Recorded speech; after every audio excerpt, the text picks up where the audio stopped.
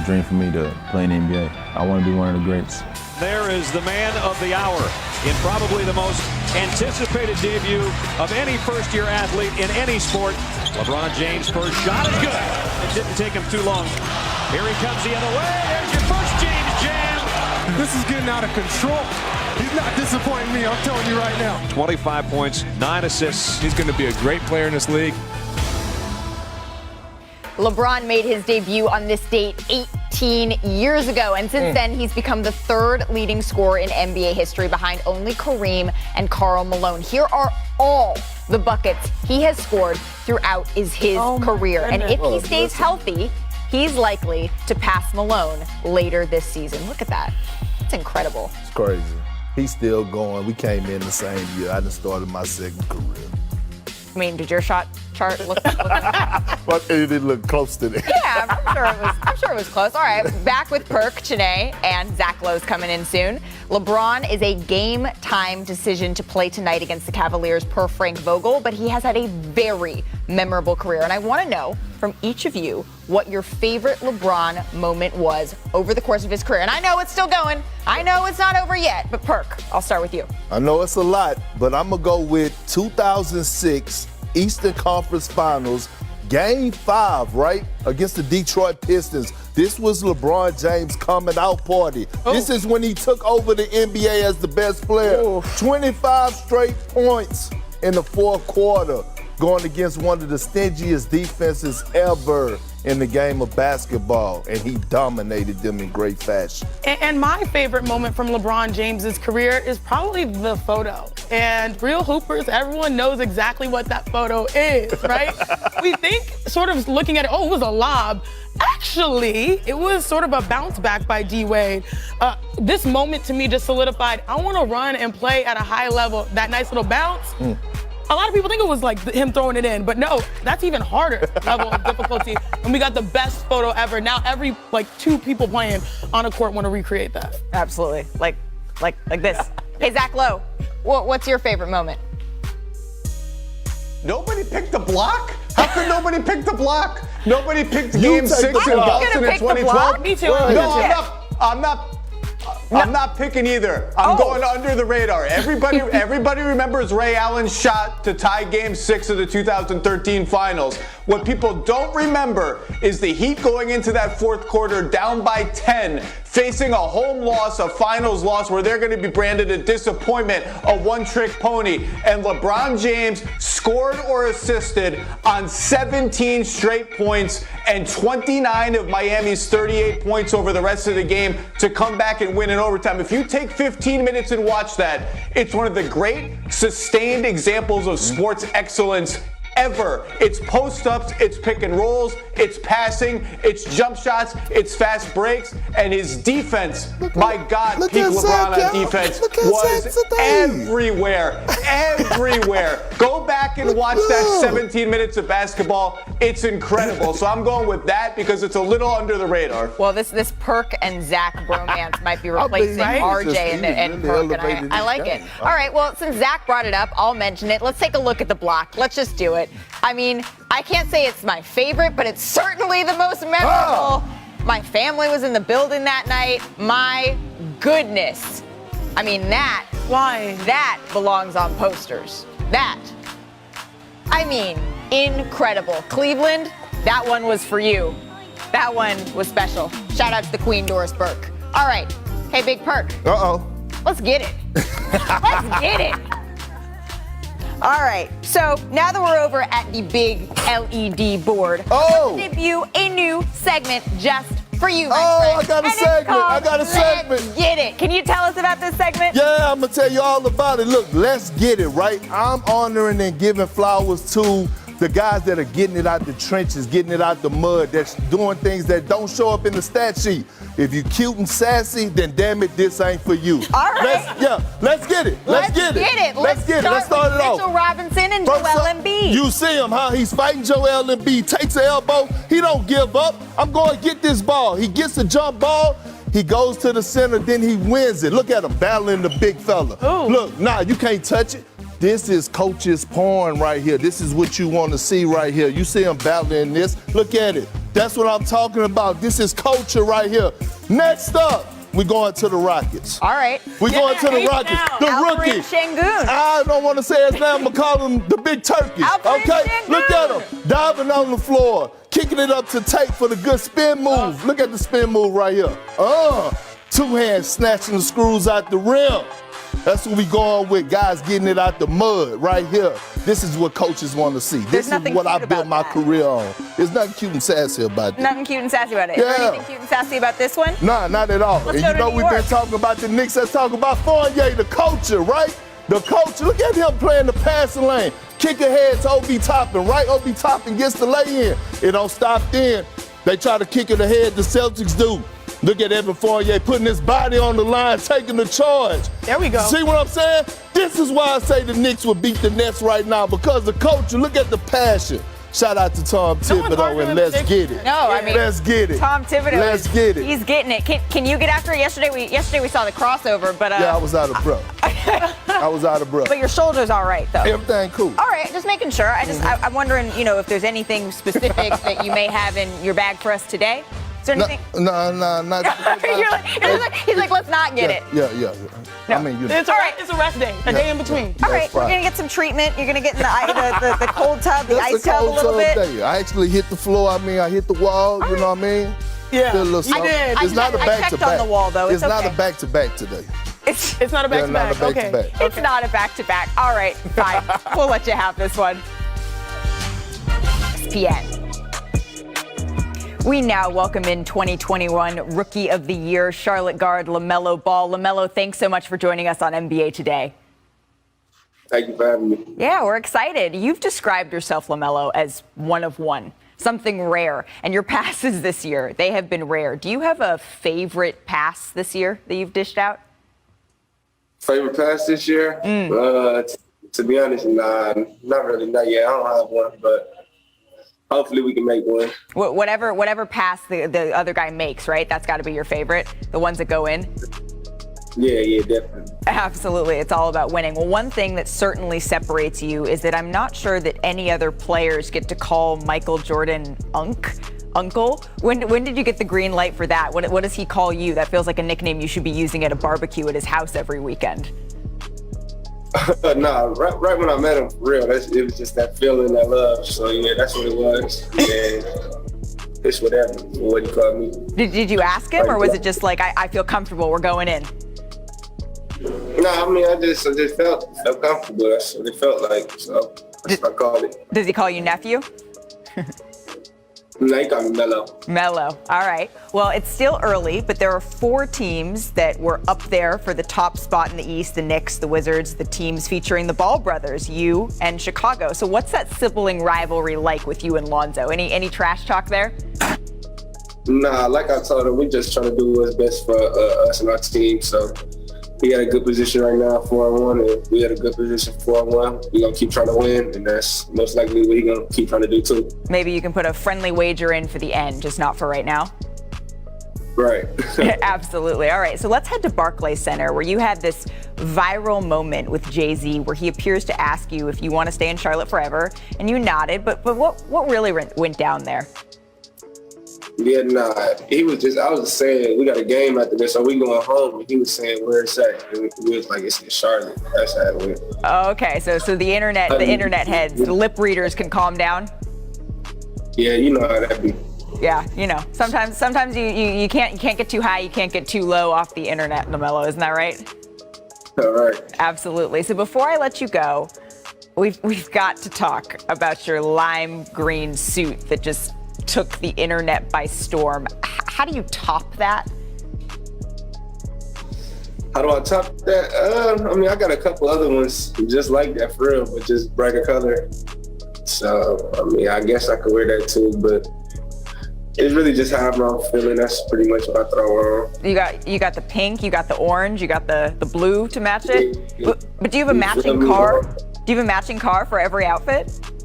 Nah, not for every outfit, but I mean, I do got a couple. A couple?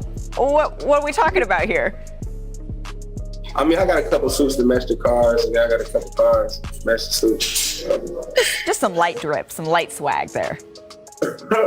Just love. Absolutely. So what should fans be looking forward to most about your season this year, LaMelo? Hopefully just a lot more wins. You know, we're going to keep on trying to push this, keep on getting these wins. Absolutely. Well, so far, so good. Thank you so much for joining us on NBA Today, LaMelo. We really appreciate your time.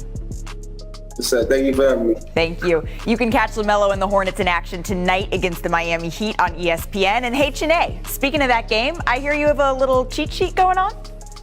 Yes, ma'am, Malika. I got you covered with another cheat sheet to get you ready for the game tonight, starring one LaMelo Ball who just joined us. Let's go. Let's break it down. So, why has LaMelo Ball been able to grow as a player so quickly? Well, it's his growth, literally. Here's an example. Tonight's matchup, LaMelo versus Kyle Lowry. I mean, look at the size difference. You see, when his brother Lonzo entered the league in 2017, LaMelo was 6'3".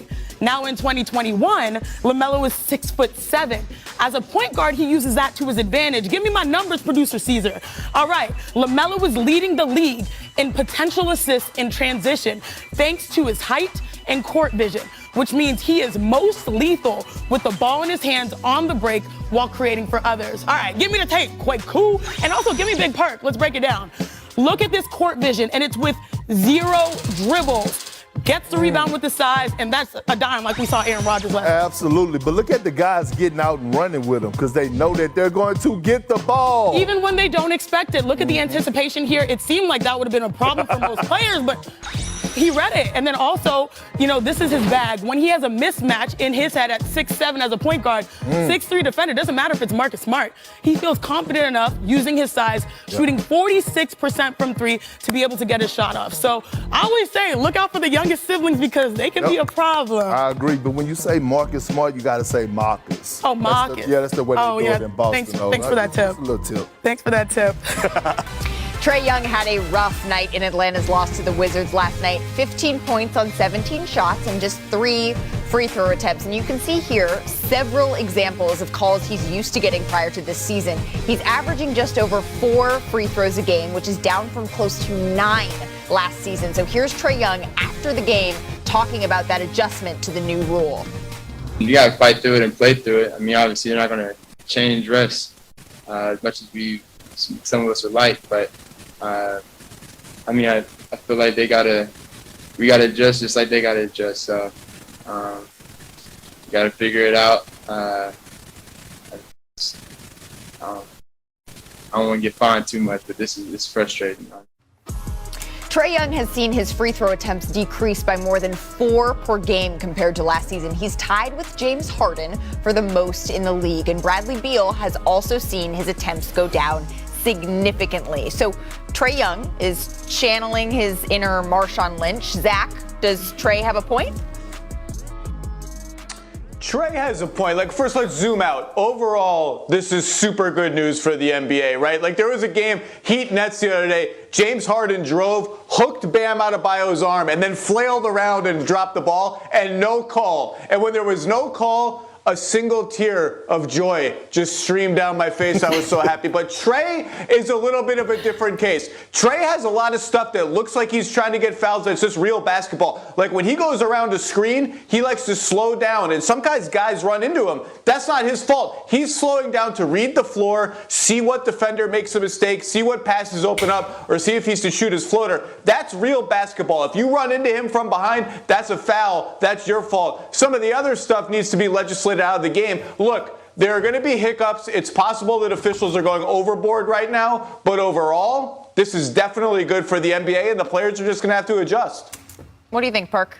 I mean, look, I love the rule change, right? I think it's great for basketball. Now the older generation they don't have a reason to call us soft. The league is getting back to that point. But look, Zach, so what you was trying to describe is Trae Young in the pick and roll is keeping the guy on his hip, you know, snaking action or whatever the case may be. But sometimes he is causing these fouls. And look, I'm a huge fan of Trae Young, right? I'm a huge fan of him. But some of these calls are just not fouls, and he's just going to have to fight through it, which he's doing a great job of doing. It's not like he's having a drop-off like James Harden. The man is still putting up 26, 27 points a night, so he'll be fine. I mean, he was just frustrated that, you know, they took an L last night. The Wiz are for real right now. What are you seeing there, Chiney? And whereas, you know, James Harden might be still dealing with that lingering hamstring and Trae Young's coming in fresh. Okay, no, I know, but like hamstrings are difficult. We know this, Perk, all right?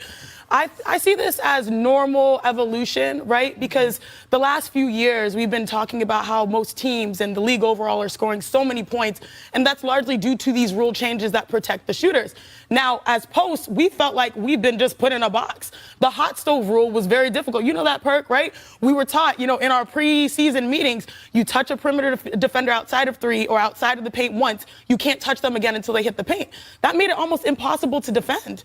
As a post player, I'd switch out there and I'm like, man, I touch you once just to see where you're at, and now I can't touch you at all again. I think this rule is just trying to bring a little bit more into balance. Right, so you said 1 tier or 2 tiers like Zach when you saw this start to... Zach is not shedding no damn tears. I know. I mean, you not. Just stop it, Zach. You're not crying over nothing, okay? Zach? Of joy, tears of joy. That's what I'm saying. Like the game, there was no bogus foul. It just, the game kept going. There was no call, and James Harden was left to flail around to nobody. It was great. Well, and that's what this rule intended to do. Zach, as you know, when the league explained this to reporters, it was to try to balance out, they said, the competitiveness on offense and defense. The new rules are having an impact across the league this season. Teams are averaging just 20 free throw attempts per game thus far, which would be the fewest in any season in NBA history. But it's time for Team Goals, brought to you by NerdWallet Atlanta. Beat the 76ers in last season's Eastern Conference Finals. It was Game 7 of the series that started the Ben Simmons saga in Philadelphia. Simmons remains out of the Sixers lineup as he is mentally unable to play. And Simmons was at Philadelphia's shoot-around yesterday ahead of their win versus the Pistons. The Sixers, though, are 3-2 without him. So for more on Ben Simmons, we're joined now by ESPN NBA reporter Tim Bontemps. Tim, Simmons was at shoot-around yesterday. Are we any closer to seeing him return to action on the court? No, Malik, I don't think we are. You know, he obviously was at shoot-around, like you said, yesterday, and he was at the facility the past few days before that, as Philadelphia was in Oklahoma City and then in New York for games against the Thunder and the Knicks earlier this week. But as of now, Ben Simmons is still out indefinitely for personal reasons, and it seems like that's going to be the case going forward. Now, as you said, the Sixers are playing the Atlanta Hawks tomorrow. It would be rather incredible if Ben Simmons was making his debut this season in that game, given that this all started, like you said, when he passed up that dunk with 3.5 minutes to go in Game 7 against the Hawks, and Philadelphia ultimately went on to lose that game and the series. But for as juicy of a storyline as that would be, I don't think we're going to get it tomorrow, and we're still in sort of a holding pattern waiting to see when or if Ben Simmons is going to be back on the court with his teammates. Okay, interesting. So Joel Embiid, he has been hobbled since the opener, but did go for 30 and 18 last night. How is his knee feeling today? I mean, look, Malika, this is kind of an annual thing with Joel Embiid, right? He tends to be questionable and a game-time decision for a lot of games, and that's been the case for each of the past 4 games Philadelphia has played. Ever since the opening quarter of the season in New Orleans, when he banged into Jonas Valanciunas' knee. Now, you see on this play here, when he drove to the rim and did that pump fake and dunk last night, he grimaced coming back down the court. And he's talked at times about how this is something he's going to have to play through. Now, obviously, with Ben Simmons already out, Philadelphia needs Joel Embiid playing at an MVP level like he was against the Pistons for them to win games. But as Joel himself said last night, you know, if they're struggling to beat a team like the Pistons, they're going to have a lot of trouble beating teams like the Knicks, who obviously blew them out the other day, and a team like the Hawks, who they're trying to compete with in the playoff picture tomorrow at home. So this is something they're going to have to monitor going forward, and his health is obviously critical to their chances of trying to survive without Ben. Absolutely early days, but they need to be playing the long game here. Tim, thank you so much for joining us. The Sixers host the Hawks tomorrow. So here are the Eastern standings through the first 10 days of the season. Some surprising teams. The top early on, the Knicks, the Hornets, the Bulls, the Wizards. Perk, you wanted to talk about the Wizards? Just all with 1 loss for all of them. And teams like the Sixers and Nets outside of the top 8. What makes you guys think of that? What do you think? Look at the top 3, Knicks, Hornets, and Bulls. And I love that you can improve in the offseason, really work individually as a player, but collectively get good pieces. That surprises me, but in a good way. Tears of joy, right? You know what I like about it is that all these teams, right, when you look at a team like the Wizards and you look at a team like the Cavaliers, nobody talked about them, including myself, right? And the Wizards, they have a team. They have a team, and they playing with passion. And a lot of them playing with a chip on their shoulder. Well, and you know it can get a little bit dangerous when people are playing with a chip on their shoulder. And speaking of, happy Happy Friday, friends. Welcome to NBA Today. I'm Malika Andrews. That's Kendrick Perkins, Chiney Agumake, Zach Lowe joining us in just a little bit. And yesterday, there were 3 unbeaten teams in the league. And today, there's just one, and that's the Utah Jazz. So let's see how we got here. Steph and the Warriors were one of the 3 teams until Ja Morant and the Grizzlies came to town. So let's take a look at the game. 2 of the top 3 scorers go head-to-head. Ja Morant, Steph Curry. Grizzlies down. Morant out. Catches fire from deep. That is Steph Landon. Steph Landon, he nails it. Morant showing off his range. Now, late in the second, Warriors up 7. Curry gets the handoff off of 1 foot. Take a look at this again. What a shot from Curry. That's cheating. And look at his face. Look at his face. Even he can't believe it a little bit there. The Warriors lead 55-45 at halftime. So fourth quarter, the Grizzlies are only down 2. Shot clock winding down. Morant once again steps in. He says, if you can do it, Steph, I can do it too. Grizzlies take the lead. Take a picture with it. Game tied at 98, 2 seconds left. Draymond Green gives it to Steph Curry. Oh, he misses the game-winning shot. So that's the 3rd game in a row. Curry hasn't scored in the 4th or OT. So we head to OT. 1 minute left. Grizzlies lead by 1. Morant one-on-one with Wiggins. Morant uses this sweet spin move to get free for the layup. What a great move. Look at this again. Ooh. Morant had 30 points. So the Grizzlies, they lead by 3 here. Doing the cha-cha slide. Got 10 seconds to play. Same score. Potential game, can't quite make the game winner. Goes in and out, and we can't believe it. Shaking his head a little bit, and the Grizzlies hang on to win. There's your cha-cha. There's your cha-cha. So this is Steph Curry has been doing typical Steph things in the first 3 quarters, guys, of the season, averaging over 27 points and shooting 42% from 3. However, in the 4th quarter and overtime, he's only averaging 3 points per game while shooting 22% from the field and 23% from deep. I think right now he's working too hard for his shots. And that's what I mean when I say this is a different team from last year. Last year, I don't think we had much choice, just the way our team was built. We're just too scattered. You know, we've always been a team that thrives in chaos, but I think we're a little too chaotic right now. Like a lot of that's just how the teams are defending, and we can get a lot of good shots. And we were obviously, turning those into wins. Tonight it didn't, so obviously that's going to be something I look at in terms of how I can help down the stretch, but I'm not worried about that. Got to my spots on the floor, and pretty much everybody know once I see a couple fall, it's a scary sight for a team. So. Ja Morant has taken his game to another level this season. After averaging 18.5 points per game his first 2 years, Ja is putting up 30.5, tied with Steph Curry for the most in the league. And he's shooting better from the field, and he's the favorite to win Most Improved Player, according to Caesars Sportsbook. So we got a lot to break down here, but before we go there, I want to bring the best of Kendrick Perkins, unfiltered, a.k.a. at Kendrick Perkins. So what did you tweet after Ja and the Grizzlies won last night, Kendrick? I said what I said. Look, Ja Morant will be an all-star this year. And you said what? And I'm not going to say it again. And I put carry the hell on. Not carry on, but carry the hell on. That means I'm dead serious about this. Okay, but can I bribe you to talk about it just a little bit more? Well, we'll carry the hell on with this conversation, absolutely. But why is he such a lock for the All-Star game at the guard position? You know what? Forget the fact that he's averaging 30 points a night. Forget the fact that he's averaging almost 8 assists a night. And forget the fact that he's shooting 54% from the field, 40% from 3. Forget the fact that he's an athletic version of Russell Westbrook. Forget the fact that I told the world that he has the craftiness and skill set of Kyrie Irving. And forget the fact that he has the high IQ and basketball passing of Rajon Rondo. You know what? This kid is must-see TV. He is the Lamar Jackson of basketball. And I'm very disappointed right now. And I got to have a conversation, whether it's with Hillary, Andrea, Greg Dollar, Dave Roberts. He only have 4 ESPN games left this season. Oh, so we need more of him. We need more of him. And then on top of that, before it started, I said, you know what? He's going to win Most Improved this year. And now he's the favorite. Didn't you just say that? All right, well, can you forget all of those things that Perk just asked you to forget about Chiney? I'm sorry.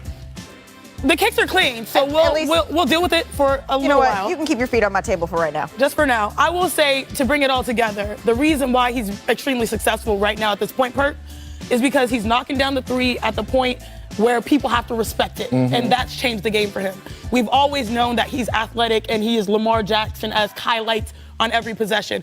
But the reason that he's been able to unlock it is that consistency from three, and I think it's an interesting parallel with Steph Curry because that's what Steph does. He knocks down shots, and that bends the defense. Ja's doing enough of that so that he can have a field day. Well, and Ja told me just the other day that when he's playing against the Steph Currys, the Dame Lillard, he's like, I got to level up. That makes me want to get in my bag deep in there like the fries at the bottom of Steph. Spiritual healing in here today. All right, I want to bring in the host of the Low Post podcast and senior writer, Zach Lowe, to talk about this. Zach, I know your feet aren't up on the table, but your weekly 10 Things column dropped today, and Ja Morant got top billing. Why? I just love Ja Morant. The guy is unbelievable. In Ja Morant's third NBA game, he blocked Kyrie Irving right in his face at the buzzer of regulation and talked trash to everybody in sight. And that's when you knew this guy's got it. Whatever it is, the thing that galvanizes teammates, the thing that want to make people play with you and play hard, he's got it. And that shows through in the way he plays. For a guy who's so fast, one of the fastest players in the NBA, one of the things that's notable to me about Ja is that he slows down. He gives his teammates on fast breaks time to catch up to him, hits a trailer for a three, a trailer with the driving lane. On the pick and roll, he's not just going straight up and down. He slows down, he looks around, he knows where all his teammates are. He'll even get off the ball. Dylan Brooks, I know you're hurt, but you want to cook? Cook. Desmond Bane, you want to cook? Jaren Jackson, you want to cook? I'll give you the ball. I'll cut. I'm so fast. I'll cut baseline. I'll dunk on somebody as a backdoor cutter. He's the kind of guy that you want to play with. And I love Ja Morant. Well, look at Zach. I see you diving in. Oh, Zach. I'm appalled. Zach, don't make me address you like the numbers on a house. I love it. So on the flip side of that game, he did Steph things right up until the fourth quarter. So 0 points in 3 straight games. Chiney, what do the Warriors need to do to get him going in the fourth? If there is one player that I am not concerned about with shooting, it is Stephen Curry. I don't think you do too much. Maybe you realize recently there has been a trend where he has not been able to convert. So guess what? You're just a little bit more intentional coming out of that third quarter timeout saying, all right, we're getting Steph going. And everyone will bend to his will. Also, I'm sure he probably hears us. He's going to go off. This is just the universe sort of giving us a little bit of an aberration. No, this is when you're missing that next superstar, right? This is when you need Klay Thompson because all of the attention in the fourth quarter, especially when the game get close, goes on to Steph Curry. We saw what Memphis did last night. They started trapping him and put 2 people on the ball. If you want to beat a team, guess what? We always used to say, we're not going to let this superstar beat us. The other ones have to hang up 20. And the Memphis did that last night. I mean, and they made Steph take tough contested shots. Well, then from one formerly unbeaten team to another, the Bulls were another one of those undefeateds before the Knicks bing-bonged into Chicago. Can I get a bing-bong? Bing-bong. Joakim Noah Knight in the United Center late in the second quarter. Alex Caruso. Look at this. Finds Zach LaVine who slams it down. Caruso to LaVine. That's some nice chemistry there. That was pretty. And look, they both get the little vision goggles to celebrate. So the Bulls would head into half down 4. Third quarter, Knicks still leading. Kemba Walker here. Uses the screen and fires and hits. Knicks up 7 now. With the Knicks up 8, Julius Randle throws it ahead to R.J. Barrett. A little crafty move, spinning inside. Tough finish plus the foul. 20 points for Barrett on the night. So under a minute left in the game. Bulls down 6. Nikola Vucevic. You bet he hits that. The Bulls down just 3 now. And they like it. 10 seconds to go. LaVine, he's going all the way to the rack for a dunk. Now the Bulls are just down by 1. So watch this. Knicks inbound play. Oh, DeMar DeRozan, he saves it. No, it's ruled out of bounds. DeRozan's toe. Look at it here. Just barely on the line. Kevin Durant knows how he feels, man. The Bulls, they almost got a turnover. So 5 seconds left. Julius Randle, missed the first free throw. Missed the second free throw. And look at his face. He can't believe it that he missed both. So final seconds for Chicago. DeRozan coming up here. Tries it. Air ball. Knicks hang on to win 104-103. So, Perk. Oh. We got to go back to your Twitter. You had some thoughts, some late night thoughts about this game. Run it back. That damn Tibbs got the Knicks looking like the best basketball team in New York. Ooh. Something about the culture right now hit different. Carry the hell on. And it's the hell on. It's not just carry on. He was like, I'm firm on this one. So, best team in New York? I will agree for you in the moment. Right now, if the Knicks and Nets are playing, I'm going with the Knicks. But let's be real here.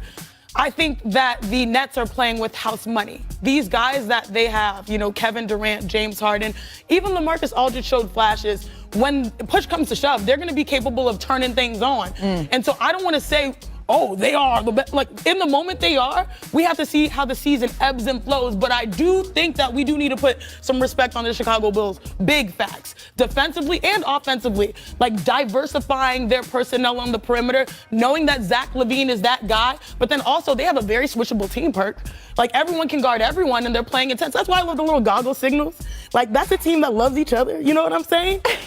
So we get to do that to each other? A little bit. Just a little bit. No, I'm going to keep rolling. Okay. I'm going to keep rolling. You're going to roll the hell on. Look, we already know what Kevin Durant and James Harden are capable of doing. KD is the best scorer on the damn planet. I get that. But when we're talking about team, we're talking about culture. Teams? We're talking about identity. The Knicks have identity. We saw the score last night. It was 104-103. Julius Randle struggled again in Chicago, and the Knicks won the game. You know why they won the game? Because they hang their hats on the defensive end. When you have a guy like Evan Fournier fighting to get up over screens, cracking back, getting in the trenches, taking charges. You got Taj Gibson, who is about the same age as me, he's still playing, out there sliding his puppies, right? You have guys, Tibbs have guys so committed on the defensive end that were never known for defense. So when I'm looking at a team, I'm looking at culture. And right now, what do the Nets lack? Culture. I agree. I think that right now, yes, you look at the Knicks, they are the better team, the more complete team, the team that has the real buy-in. I just think this version of the Nets is not the team that we will see finish the season. Absolutely, and it's only a handful of games in. Our friend Stan Van Gundy tweeted this morning, right? Everyone who's saying everyone who's the greatest right now and everyone's the worst right now, it's all probably going to shake itself out. Maybe a little more. Come out of Stan, my faith and gospel.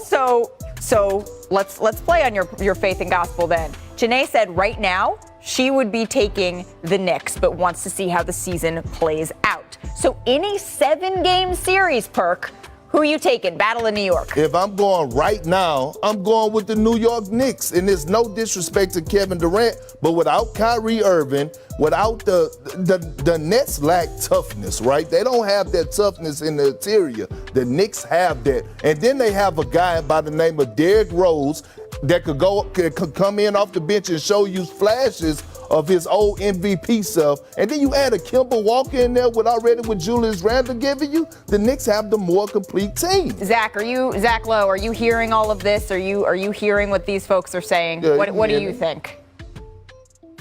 Of course I'm hearing it. The Knicks are awesome. They're 4-1. They're killing people. But look, this is very simple. If James Harden is James Harden, this is a non-discussion. With or without Kyrie Irving, the Nets are winning that series. Bing bong, it's over. If James Harden is the player he's been for the first 5 games of the season, which is a turnover machine, no free throws, flailing around just puking up garbage trying to get calls, missing shots, not getting to the rim, walking around on defense like a Halloween zombie, then it's going to be the Knicks in 7 games. It all comes down to Harden. The Nets were a big 3. Right now they're a big 1. The Knicks can beat a big 1. They can't beat Brooklyn's big 2. You see, this is why I have a problem with, right? Because